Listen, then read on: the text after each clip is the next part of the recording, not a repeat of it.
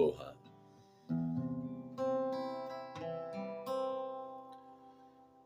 I see you.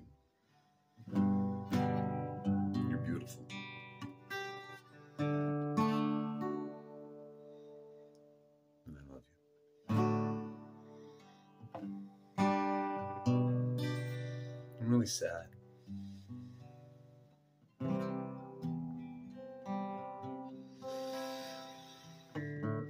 Just can't seem to move forward.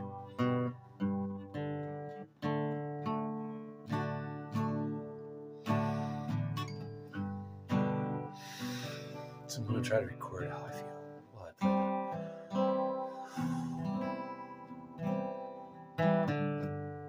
Key G. Maybe I'm going to do a seventh this time. So I can try that to hear a little.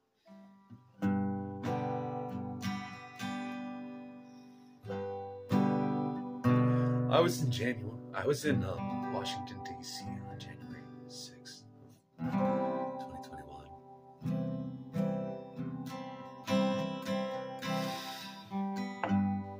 I was there as a homeless peace activist.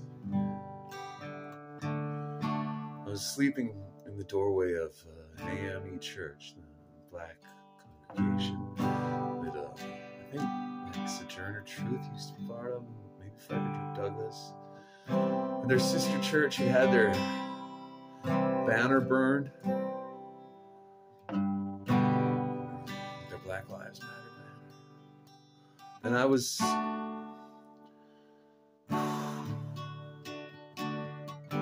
doing everything I could. I had come because I was afraid something was going to go down. I saw all the riots and everything going on all over the country. And so I left California and went to D.C. I'm a pacifist peace activist in the tradition of the merry pranksters. Trained in some of the things I know how to do by, well, there's this cat, Vermin Supreme, who I was really paying attention to who I've known a while. I was there to do street theater on a level that would, like, maybe prevent riots. Because I was afraid y'all were going to riot. Did over and over again, and I made sure nobody busted up the windows of that church. And I knew the pastor of the church. He was very kind. I wrote songs in his doorway, and he met me doing that, and he asked me what I was doing, and I told him I was there to protect him. I asked him if that was all right, if he didn't mind me being there. And then I helped him get rid of somebody who was leaving needles in the alleyway.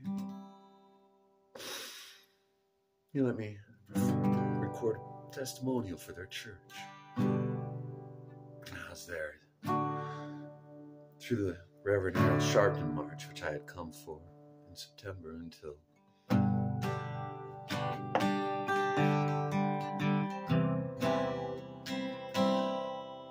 I met some people who sold newspapers on the street. They were homeless people in the pandemic.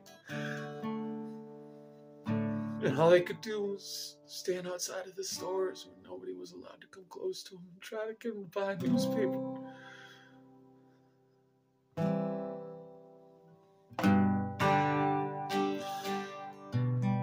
Because I can just sit and play major chords and the birds will sing and people give me whatever I need. My life's alright.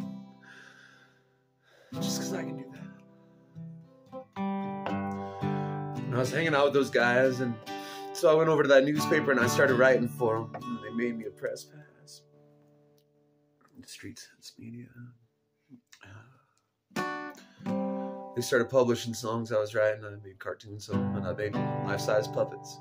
I pushed around a big cart with life-size puppets on it, playing instruments of, you know, crazy endangered species that were trying to, like, inspire the politicians to no longer do the things that were causing the animals to be endangered. Well, anyways, I digress. So that's how I got the press pass, and I was gonna go talk to Katie Porter and AOC with my puppets, and anybody who'd talk to them on Capitol Hill, and ask them, you know, things with music and puppets and stuff, and maybe try to inspire. And it was all for, like, people like Greta, and for, like, Reality Winner. like the sisters that like put themselves on the line that I could understand. I don't understand much. And I know there's things aren't right.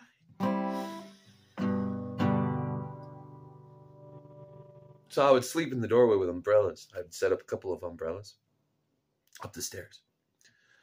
And then I'd be in that doorway and like, no one, and like, you know, the Black Lives Matter marches happened. And I'd heard that the Proud Boys were like dressing up as agent provocateurs and things like that. They were coming up and around, you know, because like it was open in the place, you know, like in the late, like the late night comedians.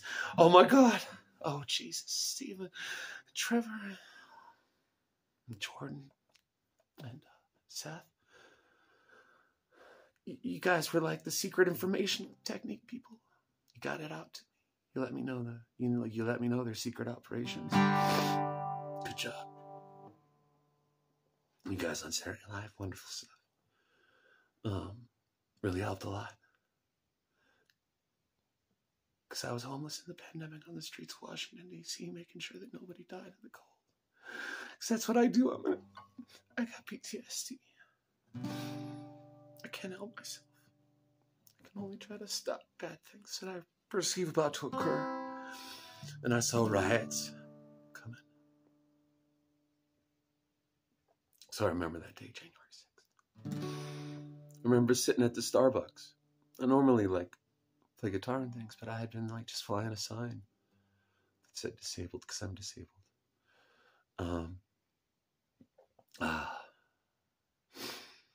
Outside the Starbucks where I knew the people, and me flying the sign there meant that nobody who would be there outside the store was going to be all tripped out and freaky crazy, and it was like just 2 blocks from where I was sleeping. So I was kind of keeping that neighborhood comfortable for some people because those poor folks at Starbucks getting profited out of their fucking minds. Wow, that Starbucks there. Good job. Anyways. And I saw that one-eyed man because I normally wear an eye patch. I can talk directly to this camera, but I hallucinate because of a head injury 18 years ago. Bicycle wreck. The dog was okay. It ran in the road. I swerved to avoid it. It had a pothole. I made it through, I guess. So there was this guy I had my eye patch on, and there was that one-eyed guy, you know, the leader of the Proud Boys, getting his. And he kind of sneered at me and my sign. Then he said, "Hey, you want to come on over to the Capitol? Is that what you're doing?" While he's waiting for people inside the Starbucks. I don't think he wanted to go in. Because people come out.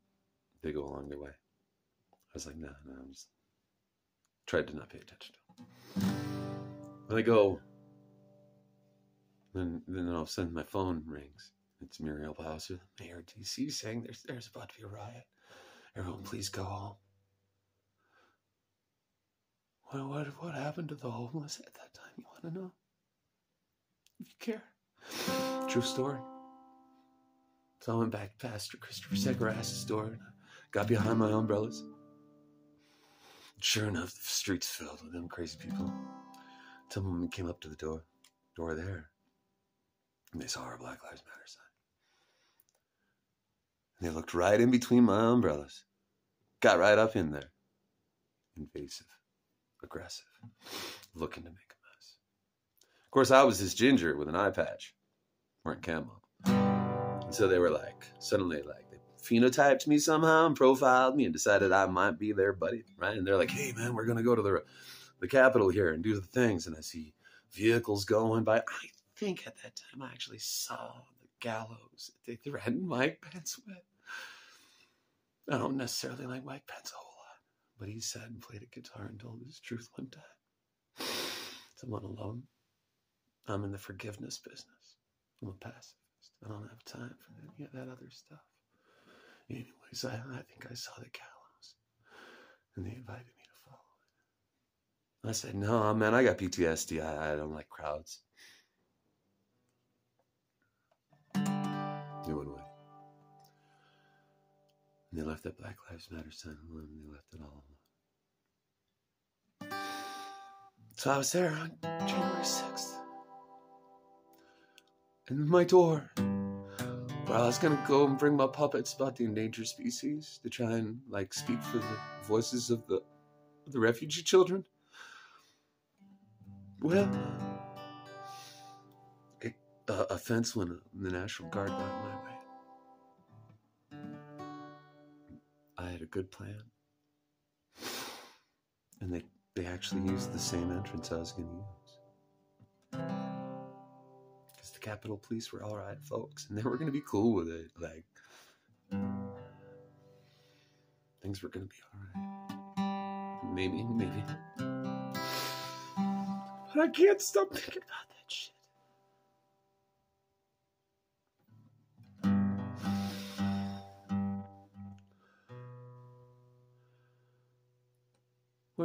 Where were Roy Wood Jr. retweeted me. Because I have this thing where I kind of have a weird, cynical sense of humor.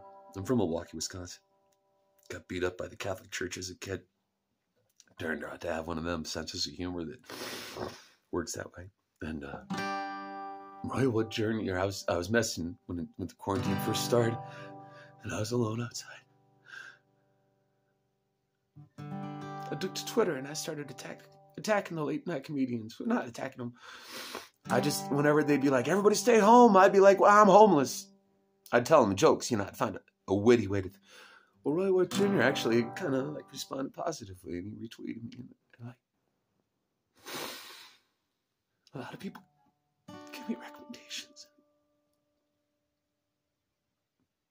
Kind of saved my life.